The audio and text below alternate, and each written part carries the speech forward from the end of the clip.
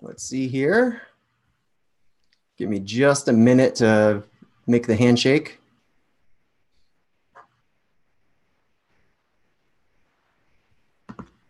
Here we go. Pull this up, pull this up. All right. Hello, everyone, and welcome to yet another episode of Live with Dr. Keith. Oh, no, wait, Keith, we changed the name. Wit and Wisdom with Dr. Keith. My name is Corey DeVos. I'm here today, as always, with Dr. Keith Witt. How you doing, my man? I'm doing great today. How are you doing, Corey? Oh, I'm doing awesome. And, you know, as always, I'm really genuinely excited for the discussion we're going to have today, because today we are going to talk about happiness. And, you know, I really have to say, today feels like a perfect time to talk about happiness, you know, especially considering how much heat so many of us are feeling right now in the United States. You know, we're just a few days out before what is probably one of the most significant elections of our lifetime, which means, you know, tempers and passions actually are both running hot, and fears and anxieties are, you know, we're surrounded by them. They're at an all-time high. And, you know, oftentimes it can feel like whatever happiness and joy we do have gets lost in these sinkholes and, you know, fault lines that are opening up between all of us. So, you know, I'm hoping that today we can help people, you know, help them find their way through all of this stress and all of this fear and all this anxiety, allow the water to, you know, kind of settle just enough to be able to recognize the happiness that's actually waiting for us behind and beneath those waves. You know, it's almost like happiness is this endless river. Not to sound all Pink Floyd about it, but it really is. It's an endless river that is running through each and every one of us. But it requires effort, right? It requires for us to learn how to actually fill and replenish our happiness, to replenish our vessels time and time again, while also, you know, doing the work to make those vessels larger and more capable of holding even more happiness and joy before they need to be refilled again. And, you know, as you sent me some text from a book you're working on right now, and you mentioned that this requires really two things, both practice and perspective. And, you know, it strikes me, Keith, that this is another reason this is such a fascinating conversation, at least to me, is because it really is such a specifically human conversation. Do you know, it's like it really spotlights our own kind of dual nature, half animal and half angel. And what I mean by that is, you know, on the animal side of the street, we have all of our accumulated mistakes and injuries and embarrassments and traumas, and, you know, and we also have this really powerful negativity bias that's basically hardwired into our nervous system. And that negativity bias keeps all of those unpleasant experiences very fresh in our memory. It's, you know, and this negativity bias, it's an evolutionary mechanism that was once really useful, you know, to make sure our species actually hangs around for a while. But now it's really become, you know, sort of an ongoing source of misery and suffering and, you know, really self-delusion for so many of us. So that's kind of the animal side. And on, you know, the angelic side, we have this, you know, this kind of transcendent yearning for happiness, this drive to learn from our mistakes and learn from our negative experiences, to transcend all of those pains and all of those traumas, and, you know, really to seek a source of joy that's beyond us, that's beyond our kind of short-term creature comforts, you know? So it really is an interesting discussion, I think, because it's a conversation about, you know, our own fully human and fully divine nature. It's about transcending our karmas and our limitations and sort of the blemishes of our evolutionary inheritance, and reaching, you know, beyond our station and beyond our circumstances in order to find novel ways to create happiness and joy in our own lives. And, you know, not just in our own lives, but in the lives of the people that we love and at the world at large. So that's what we're here to talk about today: how to create happiness, how to sustain happiness, and how to share happiness. And take it away. It's a big topic. Yeah, it's huge. This reason we're doing this is I sent you a chapter from a book I'm writing on trauma.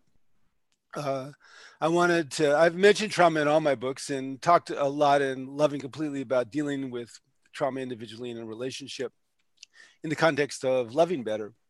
But I wanted to have a book that focused more specifically on the experience, because part of that negativity bias involves the fact that we're programmed to be sensitive to use traumatic events to shape our unconscious, to protect us. Now, that being said, we have multiple instincts. So the negativity bias, bias to be a little bit suspicious, bias when the default mode of our brain tends to give us problems to solve, as does our dreams at night, more often than great things that are happening. There's something that is a danger becomes figured quickly. If we're in an environment, our unconscious fixates on it. All that's true, but we also have other drives. We have drives to love. We have drives to self-transcend. We have drives to cooperate. We have drives to share with each other and be fair with each other. We have drives to connect with each other. Now, all those drives involve a subjective sense of pleasure and satisfaction and happiness when we're engaged in pro-social activities. So it's complicated. Being a human being is super complicated.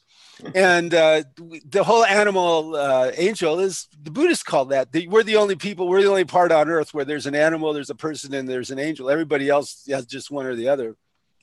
And in Vajrayana, when they say that enlightenment is always shining forth and we just get it blocked from it, you could just as easily say that happiness is always shining forth. Yeah. And that we're blocked from it.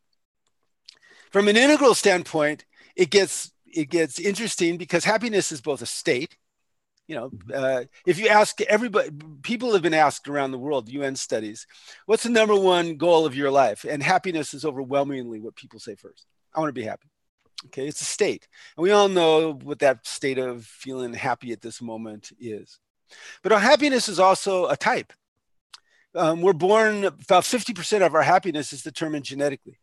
They've determined this with twin studies, particularly a Minnesota twin study, but it's been cross-validated with other studies. So we have a happiness set point. So we have a particular type about how happy we are. And 40% of our happiness is our choices. And this is where we can make ourselves happier or less happy people. About 10% of our happiness is circumstances. So happiness is a type, it's a trait, but also it's a state.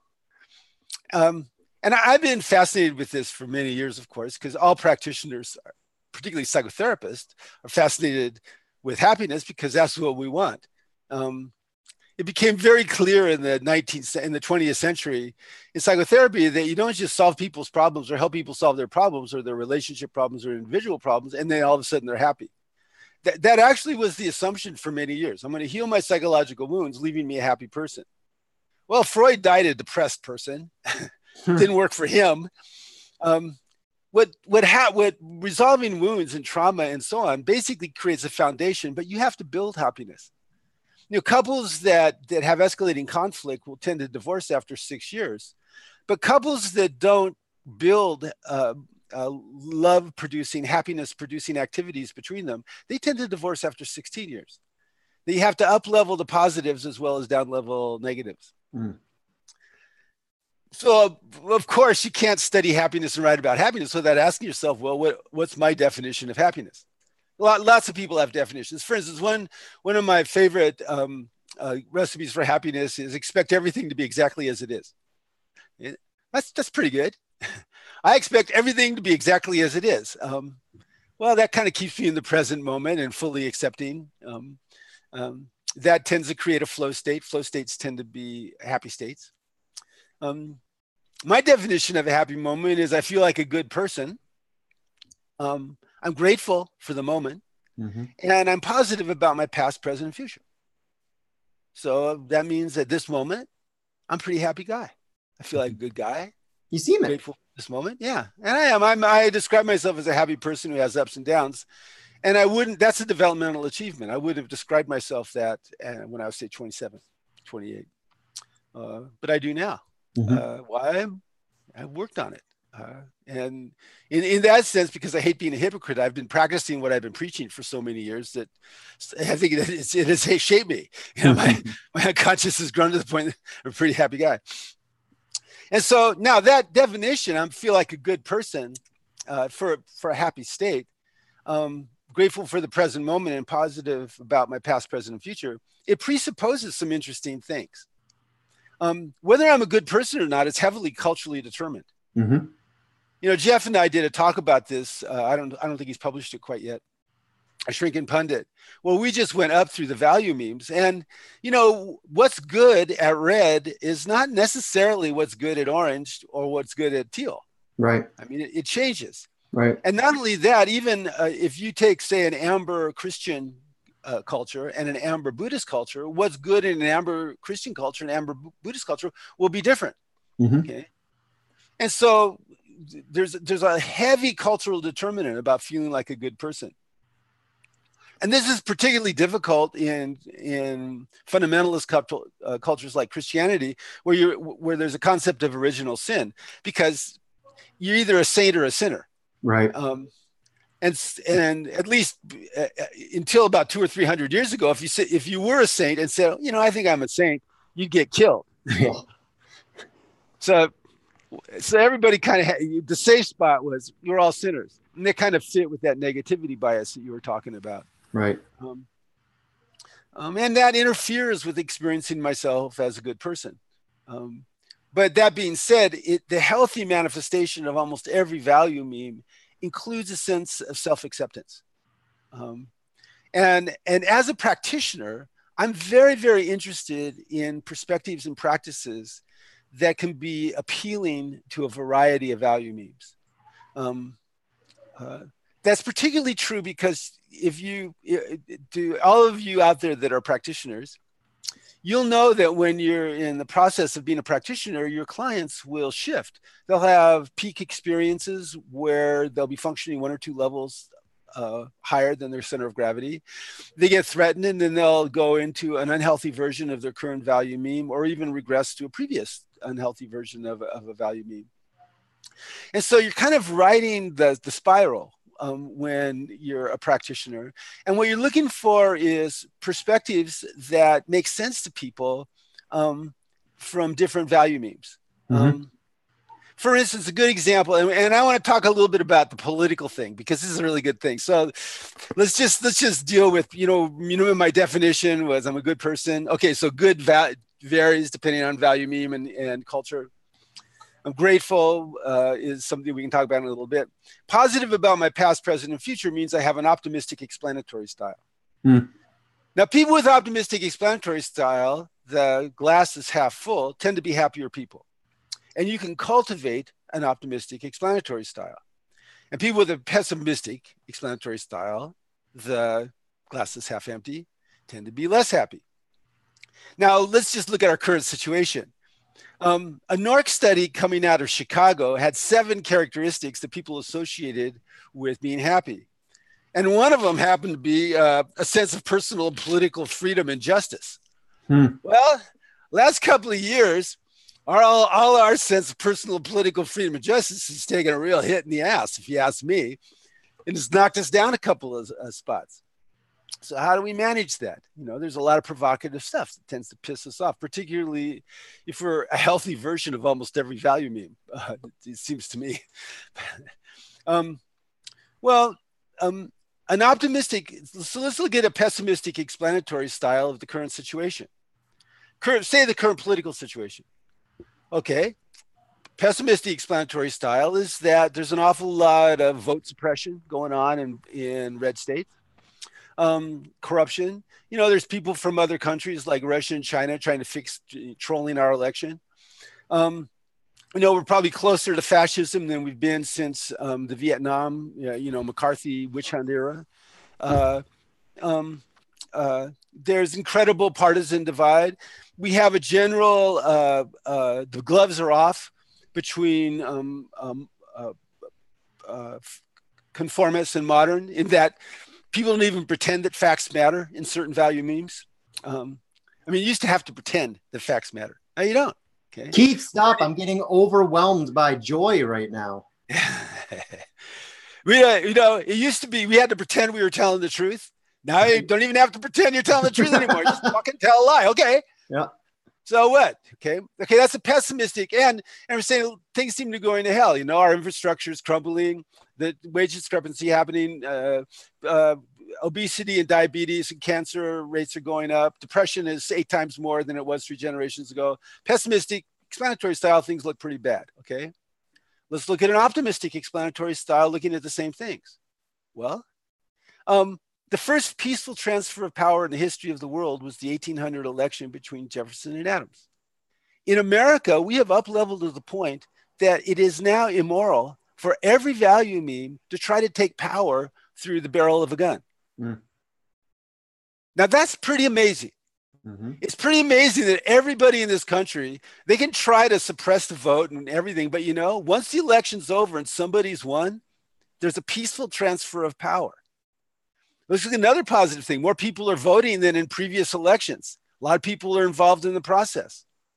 Let's look at another positive. In America, we've always gone back and forth between reactionary special interests and privilege and wage discrepancy, income discrepancy, to more progressive. We can't kind of go to one side or the other. Now, what that has done, it has slowed us down in a lot of areas in terms of taking care of our people. But it's maintained basically a stable democracy for over 200 years, if we use the Civil War as the exception that proves the rule. And so, that's what's going to happen next. We're heading for now a shift towards progressive. And it's not a circle, it's a spiral. People have now more rights as a result of the Obama administration. And it's very hard to take rights away from people. That pre-existing condition thing is a big deal. Republicans have been trying to take that back forever. They realize it's a non-starter. Now they're all pretending that they didn't try to take it back. Right. Why? Well, people got a right and they're not going to give that right up. Same way with Social Security. And there'll be other rights that people will get also as a result of the next progressive wave. Okay, so now I'm feeling pretty happy about being in a country where everybody's voting. A lot more people are voting. And we can't have a violent takeover, and we're going to moving in a progressive direction. That's an optimistic explanatory style. I'm pretty happy about that. Mm-hmm. Now, but I'm not. Both of those are looking at the same sets of facts. Both of them are true to a certain extent. But the optimistic explanatory style, to a certain extent, gives me more freedom of motion, because the worst thing about a pessimistic explanatory style is that it leads to cynicism. Right. If you're an educated Republican who experiences himself as a moral person, I've seen this again and again, and then somebody like George Bush takes over, or even Trump. Okay, I saw this with my uncle who was died in the World Republic. What happens after it becomes clear that Republicans are very horrible at governing, and they just have been horrible at governing forever. They just don't govern very well. I mean, the best Republican governor in my lifetime was Richard Nixon, for Christ's sake. I mean, that slimy bastard governed pretty fucking well. A lot of good things happened. Yeah, I know. I mean, he considered a universal wage, Richard Nixon. Mm-hmm. Okay. So what happened to my uncle is he said, well, instead of shifting and saying, no, I think the progressives have better ideas, he said, he reverted to cynicism. They're all corrupt, Keith. Yep. It's not like my guy is bad and your guy is wrong and your guy is right. It's like they're all wrong. And I went, okay. I mean, that was progress. I mean, from an optimistic explanatory style, at least he's less likely to vote in the next election. It's so the optimistic explanatory style, if we look at it, gives us more room to move forward, to be hopeful, and it also empowers us. If we have an optimistic explanatory style, we need to be out there creating the life we want and creating the world that we want. And so we can cultivate that. And it's a pretty easy practice to cultivate. Something happens, you find yourself doing a little rant or you're just bitching about it, and you go, okay, what's a compassionate understanding of this thing? Mm-hmm. And as you reach for compassionate understanding, you'll find yourself feeling better. And you begin to enter that state of feeling like a good person, grateful for the present moment, positive about your past, present, and future. which leads us to really three more keys to happiness. Bill Hanlon presented this in a positive psychology conference that I just love. I've listened to that many times. You have compassion for yourself and other people. You create connections with other people and connections with the inner parts of yourself, and you contribute to the collective. And ideally contribute by giving your best gifts. Mm-hmm. When we give our best gifts, we tend to enter flow states. When we enter flow states, we tend to feel pretty good. And, you know, states become traits if we practice them enough, which is how we change our happiness set point. And then there's a number of practices that that I do and that other people do and have done, some of them obvious, and some of them not quite so obvious, that will raise our happiness set point and are necessary. And it's necessary on every level. It's necessary with trauma. Once I resolve trauma, okay, now I need to be doing the steps to create a life worth living. For instance, in happy relationships, you spend about 5 hours a week together having fun. Okay, that's an interesting statistic for me. Becky and I were eating dinner together last night, and I said, okay, so I'm adding about 25 minutes to my 5 hour minimum here. It's like, it was an object of awareness that I need to have 5 hours of pleasurable connection with you to maintain our relationship. Because, and this is another thing about happiness, and it's another thing about how it fits into the current situation. Everything that we do is processes. We are running processes all the time. Mm.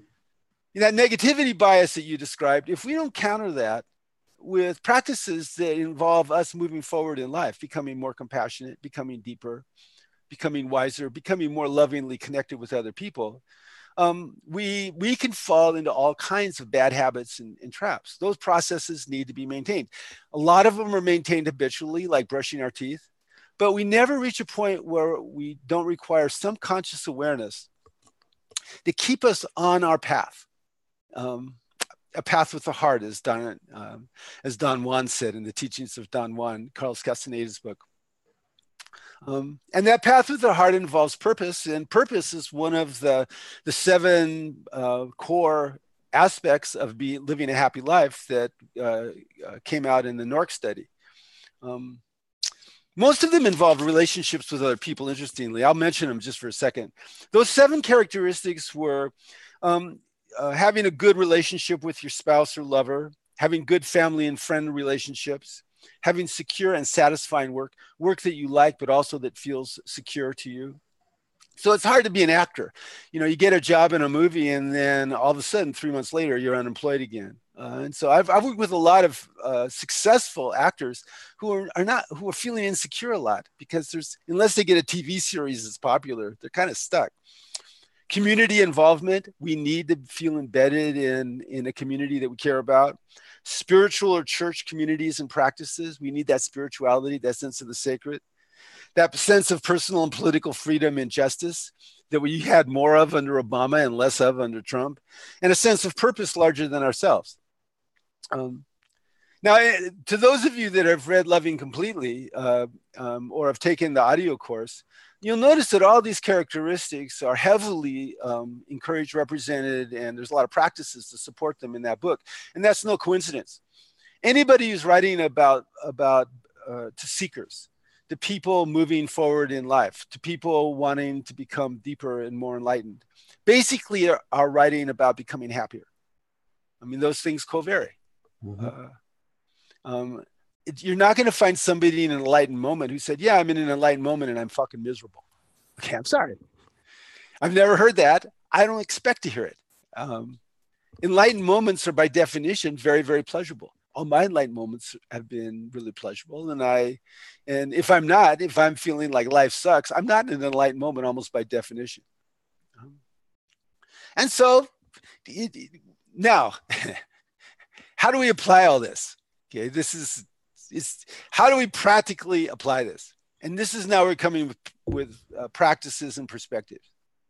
So one major perspective is an optimistic explanatory style. Another one is gratitude. And the heart math people are completely great at that. You know, cultivate gratitude consistently. But there's other things that make you happier. Acts of kindness make you happier, particularly ones you're not used to. Always nurturing relationships tend to make you happier. Forgiveness makes you happier. Not giving people permission to be screwed up or hurt you, but forgiveness, letting go of the bad feelings. Taking care of your body. America is miserable about helping people take care of their bodies. I'm sorry. Mhm. American culture, driven as it is by big pharma and big food and stuff, is just creating these epidemics of obesity and cancer and diabetes and all this bullshit and depression. Um, all that stuff. Take care of your body and your biological rhythms. The antidepressants can be useful if somebody can't get out of bed, but if otherwise, there really are toxic drugs. Mm-hmm. People who take antidepressants, for instance, are 3 times more likely to have another depression than someone who, say, decided to sleep better and exercise more and hang out with their friends more when they were depressed. Okay, so that's why it really bothers me that 12% of the country and a quarter of women of childbearing age are on those drugs. Now, the ADHD drugs are really priceless for some kids, but they're overprescribed and that kind of stuff. Well, those kinds of things tend to make us uncomfortable in our bodies, make us less happy. Living healthy lives, eating healthy food, getting lots of sleep, staying in the sun, all that stuff makes us happier. And savoring life's joys. I'm savoring this moment. I'm having a good time. You guys out there listening to this, thank you. You are fellow seekers. I've been listening to people tell me stuff that they know a lot about all my life, and it turns me on. And I love sharing stuff that is exciting to me with you. This is a fun moment. It's fun to be with you, Corey. You're a great guy. Okay? I'm grateful for this moment, and I'm savoring it. Savoring moments makes us happier. Okay? And so there it is. Okay, there are a lot of perspectives and practices. They cut across value memes. Feeling good is determined. Happiness is a type as well as a state. Feeling like a good moral person varies as we move up and down the spiral and whether we feel safe or not. We have a negativity bias, but we can integrate that into a larger sense of self that can feel one with the universe, which is a pretty happy, blissful place. And now, are there any questions? Yeah, so if anyone has any questions, here's what you do. If you're already in the Zoom app, you can click either the raise your hand button or you can click the Q&A button, which will allow you to submit a written question, which we'll read on the air. If you click raise my hand, that'll let us know you want us to turn on your camera and you can ask your question live. If you are watching on integrallife.com/live, there's actually a link right underneath the video player. If you click that, that'll bring you into the Zoom app so you can ask your question. So while we're waiting for people waiting for any questions to come up, I've got a couple for you, Keith. So first off, well, thank you. Awesome presentation as always. And what I kept thinking about as you presented was how so much of this really runs against the grain of sort of the commodification of happiness that we experience in American culture, particularly American culture, where, it's almost like there's this downsampling effect that happens where, I think we can talk about happiness in terms of like 3 general categories of happiness, right? There's gross level happiness, which is like my creature comforts and things that are immediately pleasurable, physically pleasurable. There's subtle level happiness, which I think you and I are enjoying right now, having this amazing conversation, this back and forth, seeing each other, feeling each other on sort of the subtle level. And then there's a causal happiness, which is a little bit different than the first two, because the first two are, states, like you say, that come and go. The causal state of happiness is also very much a state that can be developed into a trait, but there's something else that comes online with it. There's this like sort of periphery of bliss that begins to surround and gild all of our experiences, whether those experiences in the relative sense are positive or negative or what have you. There's something that comes online that allows us to see through even the densest, stickiest negative experiences. And instead we experience that as an opportunity to create joy where joy had not previously existed. And culture, in the meantime, really takes these different categories of happiness and kind of downsamples everything. I mean, first off, causal happiness, causal bliss, that's a joke in our modern culture. Subtle happiness is largely prescribed. You find that, like, oh, doc, I'm feeling sad. Well, rather than having, 12 hours, talk therapy with you that could uncover the roots of your unhappiness and in your lack of fulfillment, instead, just take these 3 pills, quick fix, you'll feel better in the morning, and, go from there, have a nice life. So it's this replacement of sort of the grit and the work that it requires to establish a genuine, long-lasting, fulfilling happiness, and substitutes it with these sort of more instant gratifications and quick fixes and so forth. Same with gross level happiness. I mean, gross level happiness, in a lot of ways, it can be, in a certain sense, some of the most rewarding kinds of happiness, because it is so immediate and it's so raw, and you feel it in, the cells of your body. It's a physical response, but even that gets sort of gets twisted, right? We don't, if we as a culture really valued gross level happiness, we would be a far healthier and more nourished culture and society than we actually are. Instead, everything is pushed towards sugar, which again is that short-term happiness. I eat a bunch of, it was just Halloween. I took my little girl out for Happy Halloween, Corey. I took her out for trick-or-treating, and I am blown away by this mountain of sugar that we brought home. And I love corn candy. syrup. Yeah, seriously. I'm a child of the 80s. I freaking love candy. But I noticed, like, I'll have, I'll have, just 3 pieces. Okay, maybe just 6.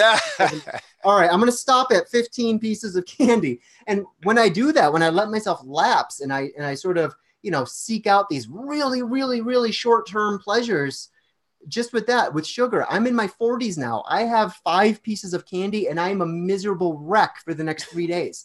Everything is gray. And, it's like I need to wait for my insulin supply to, to get regenerated. And so it's tough when we're having this conversation, because so much in our contemporary culture is actually trying to push us away from authentic happiness and more towards these kind of, Band-Aid, very short-term, not very long-lasting happinesses that just have a really miserable half-life to them. Well, yes. I don't know if there's a question in there. Yeah. First of all, all that stuff is true, I think. I believe. It reminds me of one of my clients, is a young guy, right? Mm-hmm. So he walked into a room and there was a big mirror with all this Coke light out. He said, "Oh, I'm only going to have 2 lines." I thought, right, you're only going to have 2 lines. Yeah, I'm only going to have 3 pieces of candy. Okay, look, there are healthy and unhealthy pleasures, mm-hmm. right? It's an unhealthy pleasure to spend an afternoon with your secret lover. I mean, you're happy during that afternoon. Right. We're having hot sex. We're doing whatever we do. Everything else disappears. But the thing about unhealthy pleasures, it's an unhealthy pleasure to eat all that big bar of chocolate. Okay. The thing about unhealthy pleasures is that generally that saps us. Mm-hmm. In the end, we end up either feeling we're less healthy, and probably also we feel one of the shame emotions, or we feel some kind of moral disgust. Mm-hmm. Okay. So in terms of our happiness set point, unhealthy pleasures will tend to reduce it over time. When I wrote Integral Mindfulness, one of my points in that I think is really had been missed by all the contemplative. Everybody's talking about mindfulness. I said, mindfulness is great once you have compassion and self-awareness. Now what? Well, now we can use an equal understanding to decide what's the best thing that serves the highest good in this particular moment. And that's the healthiest thing almost always. Mm-hmm. Which brings us to one of your other points about gross, subtle, causal, and dual. Another way of saying this is that, the hierarchy of needs, there's survival needs, comfort needs, Maslow's hierarchy. Well, those needs, that hierarchy of needs means that if any one of those needs is missing and we gratify it, we feel better. We get a moment of happiness. You have trouble breathing and you start breathing freely. Boy, that feels good. Okay, that's the survival need. Comfort need. I'm really hungry and I want some food. Okay. I'm just feeling kind of ill at ease, and I walk out in the sun and feel better. That's a comfort need. Mm-hmm. A belonging need. I'm lonely. I go have some contact with my friend Corey and I feel better. Mm-hmm. A self-esteem need. I just haven't been feeling very good about myself. I'm going to do something that I've been postponing, and I'll feel better about it. I'm going to call up my my friend who helps me with publicizing stuff, and stop procrastinating. Self-transcendence. We have a desire for self-transcendence. When I do something that takes me beyond myself, I feel better. Okay, all that hierarchy exists at red, amber, orange, green, and teal, and it's different at those. Now, the thing about gross, subtle, causal, and non-dual, to me, is that almost any activity that we purely commit to makes us feel good. Right. Okay, if I purely, one of my meditations, as I've talked about many times, is going to gross, subtle, causal, and non-dual states in 9 chakras. Well, those, except for causal, which is just pure emptiness, is the same. All the other states are different, and they're all pleasurable. I'm happy in all those. Well, I've surrendered to a particular state of consciousness. Surrendering to a state of consciousness tends to create what Csikszentmihalyi called flow, and flow is a pleasurable state. We like it. If we're having a conversation where we're in flow, we don't like it when somebody interrupts. Mm-hmm. If I'm working on a painting or I'm writing a chapter and I'm involved in it and somebody interrupts, I don't like it. I get irritated. Why? That flow state is a pleasurable state. It's contributing to happiness. So, see, there's a lot of dimensions. There's healthy and unhealthy pleasures. There's being in flow and not being in flow. There's the hierarchy of needs and how are we balancing them. There are all our instincts and how they play off against our current moral system and how are we integrating that. And do we have a moral system where it is actually moral to be happy? In an original sin moral system, if I get too happy, people are going, you're thinking pretty good about yourself. The Puritans felt like all pleasure was sinful. Mm-hmm. In 1607, when they landed in Jamestown, the big compliment, if you saw a woman, is you saying, oh, Mistress Jane, you're looking very plain today. That's all you could say. Right. You couldn't say you're looking good because that was a sin. Okay. So any kind of pleasure made you an immoral person. So there's some cultures that make it fucking hard to be happy. Yeah. Now, as a psychotherapist, I have been dedicated to helping people be healthier and happier for my entire life, and professionally for 45 years. And generally, if you go deep enough, everything seems to make sense. That if you keep going into compassionate understanding integrates and resolves. And that's why that's the basics. Compassionate self-awareness and other awareness is one of the keys. That's why that compassion, connection, and contribution formula works so well. Mm-hmm. And we do have a culture now. It's an extraction culture in a lot of ways because the people that are top are extracting as much as they can from the people at the bottom. Okay, so from a pessimistic standpoint, explanatory style, we go, well, that sucks, and we're destined to a life of millenarian darkness and dystopia. Okay, an optimistic explanatory style is you can fool some of the people some of the time, and you can't fool all the people all the time. And at some point, you just got to stop. You can't just keep pissing on me and tell me it's raining. No, I think you're pissing on me. When Karl Rove said, truth is what we said it was in the short term, but after a while, people got hip to the fact that I don't like how things are going, Karl Rove. I mean, Trump's talking about how great everything is and how great he is. I don't know. A lot of people are disenchanted by that. Okay. And so people wake up and then they make decisions. And we happen to be in a country where you can go out and vote. And the person you vote for, if they get the most votes, they'll actually get power.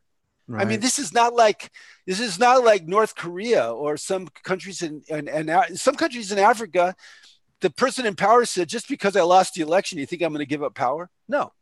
Okay. I mean, Russia, where it's just a complete fix. It's not like that here. Right. I mean, wow. Not yet.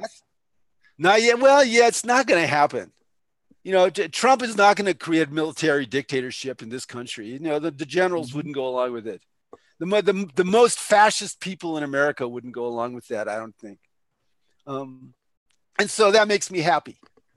That makes me happy that the culture is up-leveled enough, so I'm not worried about that. Right.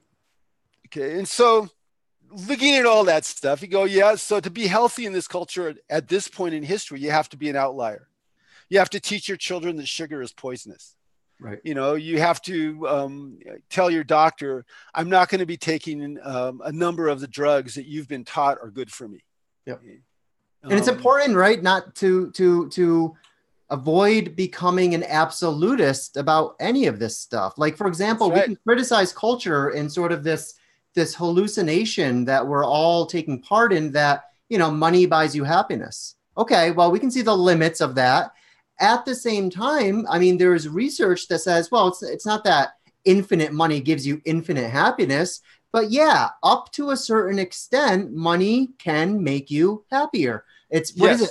$70,000 a year. If that you start getting diminishing returns on your happiness once you hit $70,000 a year. But up until then, the difference in happiness in your life between making $25,000 a year and $70,000 a year, no, you will authentically feel happier if you have more resources at your disposal. So go ahead. You get a boost from 10 to 25,000 a year. You get another boost from 25 to 50. Mm-hmm. You get another boost from 50 to 100, and then no more boosts. And then it dries up. That's right. It dries up. In fact, 70 super wealthy people were interviewed, and to the people who had over $10 million, they said, money has brought me more problems than it has solved in my life. Yeah, exactly. Too much money. That's exactly right. We have this illusion that well, if money can make me happier up until this point, then it's exactly that. Then $1 billion will increase my joy, you know, 1 billion times. And that really isn't how these things work. When I have clients that come in that are super comfortable, okay, so they're in the privileged class, I basically have the same attitude with them that I had when I had clients who came in who were super poor when I was doing community mental health.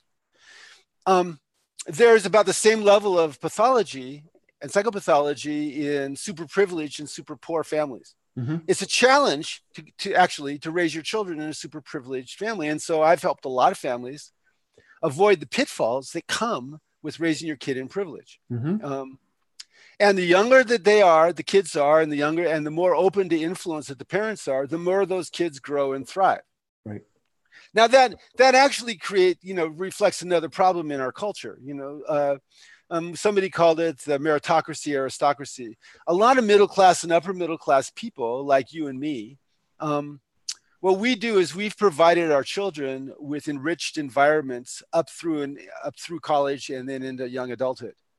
That gives them advantages statistically over children that were not provided with enriched environments. Right. You know, my kids weren't poisoned with sugar. My kids, we had parents who were there. My kids were generally protected from the dangers of the world. My kids had good teachers. It's on and on and on. Well, that gave them an edge. Okay. Mm-hmm. My belief is that in the future, what's going to happen is we're going to feel a sense of moral responsibility to give every child in America that edge. Right. Just like in some cultures, they feel like that Finland does that with their kids. Now, there's a lot of differences between Finland and the United States, but Finland routinely has the highest test scores in the world. And one of the reasons is every little kid in Finland and every teacher in Finland is an important person. And every kid is encouraged to be as thoroughly and perfectly and purely and productively and lovingly themselves as they can. And that system produces very high test scores. Mm-hmm. So it's like that. And so, our culture is a great culture, but any culture where you underregulate powerful people, those powerful people will consolidate their power and they'll extract from other people until you provide constraint. When you provide constraint on a corporation, it becomes virtuous. Right. If we provide constraints and all the corporations that are ripping us off, insurance, pharmaceuticals, banks, like that. Okay, first of all, they'd all bitch and moan, scream, spend millions, hundreds of millions of dollars to stop the constraints. But then after the constraints happened, within 3 or 4 years, they would be self-righteously touting what great service providers they were and how everybody is doing so well, now under their thing because they've become more virtuous because they've had external constraint. Yep. Which is another thing about optimistic explanatory style. We now have a country where everybody can say whatever they want. Yep. And they can say whatever they want without getting killed with polonium and, you know, all the other stuff that happens if you say what you want in other countries. Okay, well, now that means a lot of people are saying vile lies and bullshit and trolling and all this other stuff. And we don't have a set of manners or a set of enforcing those manners that can deal with the situation where everybody is free to say what they want. So when a 4-year-old starts acting really crazy, they need external constraint. So people saying vile lies and, you know, and attacking people and inciting violence, they're like 4-year-olds. What kind of external constraint can we apply that's nonviolent? And we're beginning to see a little bit of that. You know, social media saying, you know, you can't put in, you can't put in inflammatory language or certain kinds of vile lies. We're not going to let you be on our platform. See, we're beginning to develop cultural external constraints. Yeah. But that pathology came from that up-leveling of, we're not going to shoot people or throw people in jail for what they say anymore. Right. So now we have this new pathology that we've got to figure out. And, you know, that's the dialectic of progress. Right. Now, with an optimistic explanatory style, I go, I'll take the dialectic of progress over stagnation any day. Mm-hmm. You know, give me those new problems because those new problems means we're evolving. That's right. And the evolution of consciousness is the answer to all the world's problems. So anything that supports the evolution, I'll take the hits. Yep. And I hope they don't kill me because unfortunately they're killing a lot of people. Right. Right. Well, and I love that you brought in the hierarchy of needs in this, because I do think that is why money does have an impact on happiness, but not nearly as much as, you can't extrapolate it all the way up. And the reason is because those first rungs of your hierarchy of needs really, those are physical needs. They're gross level needs: food, shelter, safety, etc. And by having access to, financial resources, you're able to no longer squander your mental psychic energy on how to fulfill those needs. So you are free to then focus on the next higher batches. But guess what? Money can help fulfill your survival needs. It can help put you in a position to fulfill your belonging needs. It can even, make a pretty good dent on your self-esteem needs, but it's not going to give you self-actualization or self-transcendence, or, you know what I mean? That's when it starts to run out of fuel. And that's why I think money can sort of give you a platform of happiness, but only up to a certain extent. And then the rest of that work, becomes inner work, not outer work. And there's a question. So I want to answer the question from Nina. Is that okay? Yeah. Okay. Nina asked, hi, Nina. Mm-hmm. So where can we learn more about the Magic 7 characteristics? Well, first of all, that came from the NORC study. It comes out of Chicago periodically, where they ask, I don't know how many, 3,000 or 4,000 Americans about a wide variety of things. And one of them is, what do you associate with happiness?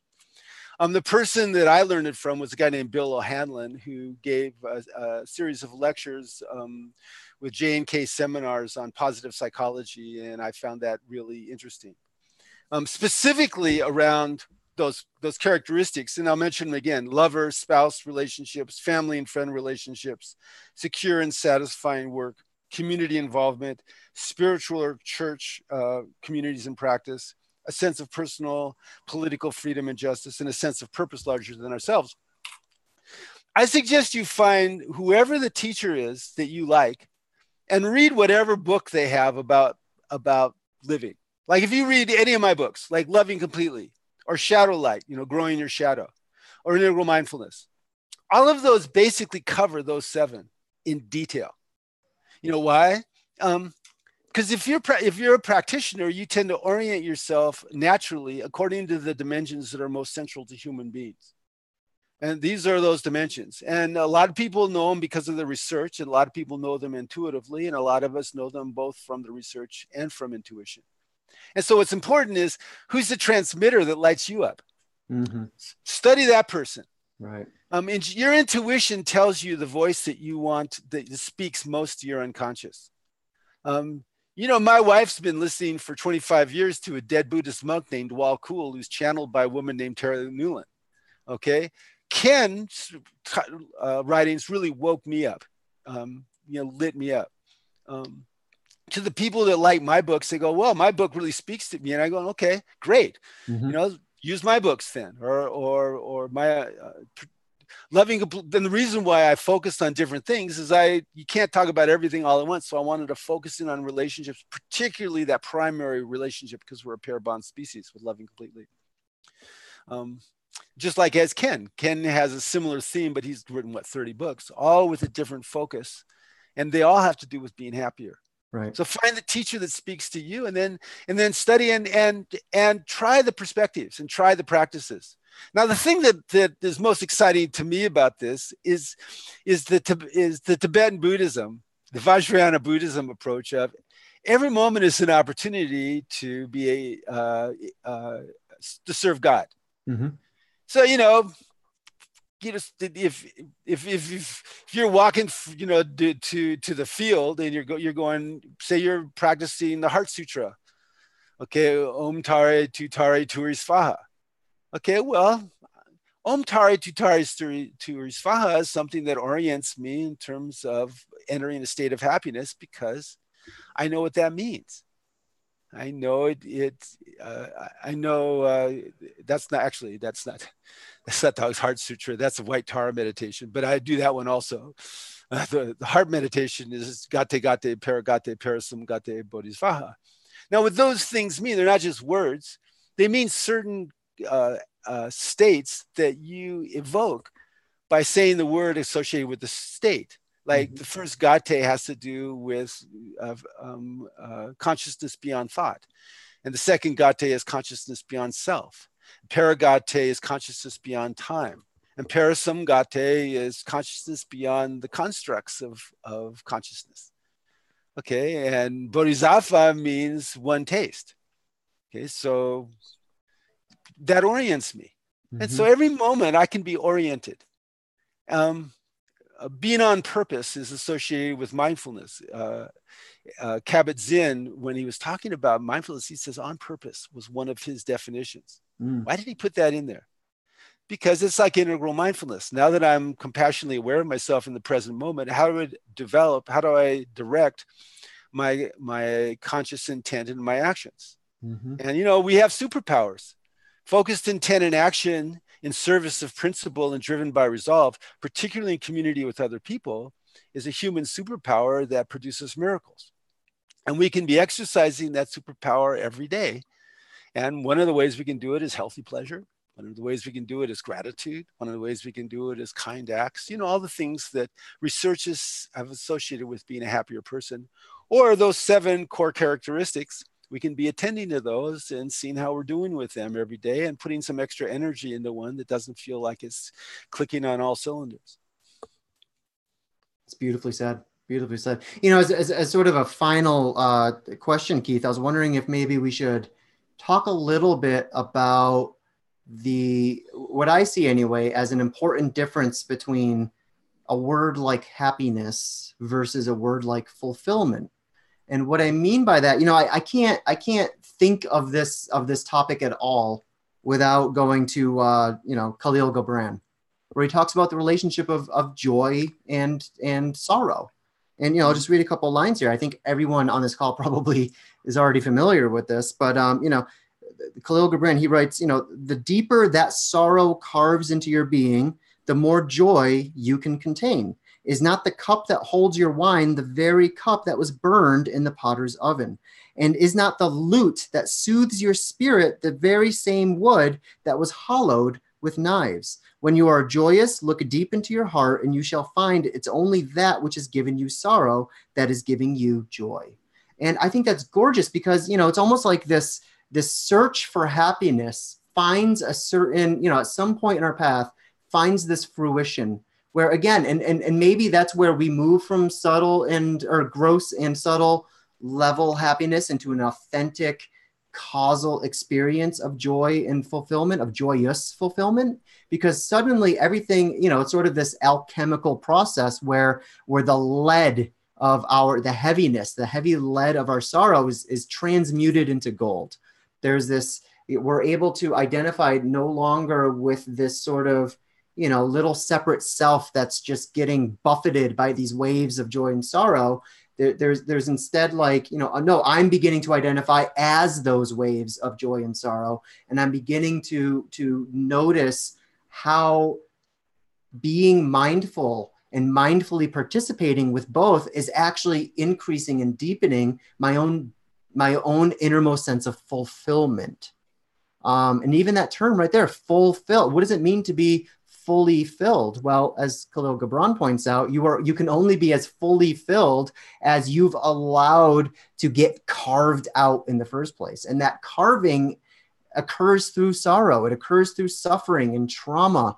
And, all of these, quote unquote, negative experiences that accumulate into this, this capacity for empathy and for sensitivity and for, finding a more direct sort of access to your own deepest purpose and bringing that online for the sake of yourself and your loved ones and the rest of the world. Yes. Just as there's healthy and unhealthy pleasure, there's healthy and unhealthy pain. Yeah. Trauma isn't what causes us to create symptoms and problems. It's unintegrated trauma. Integrated trauma makes us deeper and wiser. As people develop on the emotional line of development, they develop more capacity to have blends of emotion and blends of emotion, and they have a wider range of emotional experience. And any emotion that we really allow ourselves to experience and to embody nonviolently, generally on some level is a fulfilling emotional experience. Mm-hmm. If we just allow ourselves to be with the entire taste of whatever it is, pleasurable or painful. I had a little Kensho experience with this many years ago when in the middle of the night when I had the stomach flu. Okay. I had a stomach flu. I was in the middle of the night. I was lying on a carpet, surrounded by, towels, not able to sleep because I was, just so nauseous, being in the middle of the stomach flu. And I was thinking to myself, if I can have a moment of unity when I'm having the stomach flu, I can have a moment of unity anytime, because I can't ever remember feeling as horrible as I feel right now. And all of a sudden there was this wave of joy and unity that just went through my poor ravaged body. And I was just struck by it. I went, oh my God, really? And anytime I think that everything's fucked up and so I can't be happy or I can't be connected, I think about that moment. Now, to some that might be a gross story, and I apologize if that's a gross story. really don't want to gross anybody out. I know we all have gross stories, but it really was there's a before and after for me. Kensho experiences are like that. Yeah. There's a before and an after. That's why the title of my first book was Waking Up. Once you've woken up to something, it's hard to go to sleep to it. Yeah, that's right. And so that's part of your point, that any experience, if fully experienced. Now, that being said, we're very fragile and delicate and sensitive as human beings. It doesn't take much of being treated badly to cause us to go way down on that hierarchy of needs. And then all we can think about is survival, or all we can think about is comfort, or all we can think about is belonging. And so that's just what's going to happen. Now, if we have a compassionate self-awareness, if we have a stable capacity to do that, we can take that down with us when that happens, and it makes us more resilient. But, none of us incarnated as we are perfectly resilient. Right. We all need each other to help each other. That's why Sangha is such a big deal, and community is such a big deal, and why ultimately, as things get better in this country, they're going to get better because people are connecting more and helping each other more, and feeling a sense of responsibility as communities to help everybody do well. And anybody that hears me say what I just said is going to go, "Oh yeah, that will feel good," and that'll feel good at every value mean. Yeah. That'll feel good whether you're at the far right or the far wrong. They're far. That's interesting. Yeah, a little slip there. little election whip. Little election week. Freudian slip coming from Dr. Keith Witt. Steve Bannon is very proud of you right now. You're Steve Bannon. There you go. You listen to him talk. very articulate guy. Oh no, tremendously so. He He's really clearly believes one of the smartest thinkers on that side. I just find his values deplorable. Well, yeah, he believes that there needs to be lots of vivid, horrible destruction before there can be a reconstruction.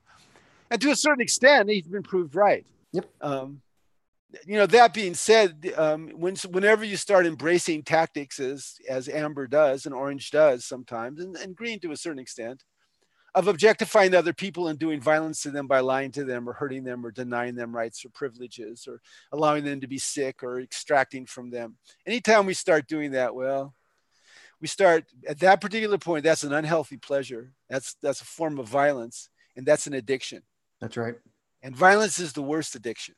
Yeah. And, you can be practicing addiction and really like doing your addiction thing if it's objectifying and doing violence or extracting, but you're not getting happier. You're getting sicker. Right. So you don't want to do that. Right. So if you're in an addiction, if that's one of it, then get in recovery from your addiction. Yep.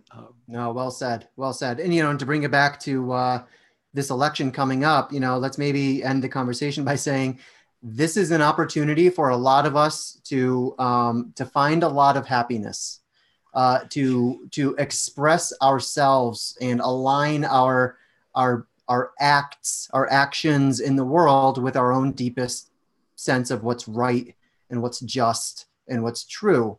That's sort of the beautiful thing about what's happening this week is it's an opportunity to actually get your hands on the wheel and to do exactly that, to participate with something that is bigger than yourself and to feel like a good person for doing it by fulfilling your civic obligation. And I don't know about you, Keith, but that brings me a lot of joy. Yeah. Now there's a couple other questions. Let's answer them. Okay. Yeah. Okay. Nick. Hi, Nick. The next question is, could you please say a little more about happiness as a type, as opposed to a state, and how would people at different stages experience happiness differently? That was actually Greg, not Nick. Oh, Greg, I'm sorry. Sorry, Greg. Oops. So happiness as a type means that we are born with a certain capacity to be happy. And we can change that. We can cultivate it as a trait, but that becomes a type of person like introvert, extrovert. An introverted person, for instance, might be frightened of public speaking, but can become a masterful public speaker if they practice it. They're still an introvert as a type, but they've expanded their capacity. Now, in terms of how people experience happiness at different stages, the actual feeling is pretty much the same. The explanation, the story that you tell yourself about the feeling is a different story. The story of being a feeling like you're being effective at red is, yeah, I'm dominating everybody. The story at amber of I'm feeling happy is I'm being true to the sacred text. The story at orange is I'm being a winner. The story at green is everybody's getting rights and care are being honored by me. And so the stories change, but the subjective experience of happiness stays pretty much the same, which I find fascinating. And that's so there's an interplay between state and stage. Now, Jesse, you have a question. What is your take on the idea that everyone in the world deserves to have their needs met based on the assumption that we globally have the resources and technology to provide the needs, food, shelter, clothing, physical, emotional, and mental health? Do you think that this could be organized? Yes. Can I go first? Of course you can. Jesse, I absolutely think that is the path we need to be taking. Look, this is why I consider myself an integral, independent progressive, which is a lot of, political jargon. But what that means is, my independence comes from the fact that I really try as hard as I can to stay out of sort of the partisan dust up, even though these days that's really, really difficult to do because the way I enact the world, it starts feeling a little bit more like not necessarily good versus evil, but like okay, whatever versus evil. And I'm trying to stick with the okay, whatever. But this is why for years I've actually, I label myself, it's probably a dumb label and I could think of a better one, but I call myself a Maslow socialist. And what I mean by that is I believe the ideal political system is the one where we socialize those bottom rungs of the hierarchy of needs. So yeah, food, shelter, water, access to education, healthcare. I think these are the things that we as a society have accumulated enough wealth to actually ensure for everyone. So I am all aboard, basically creating the planetary federation in Star Trek. I am pro Starfleet.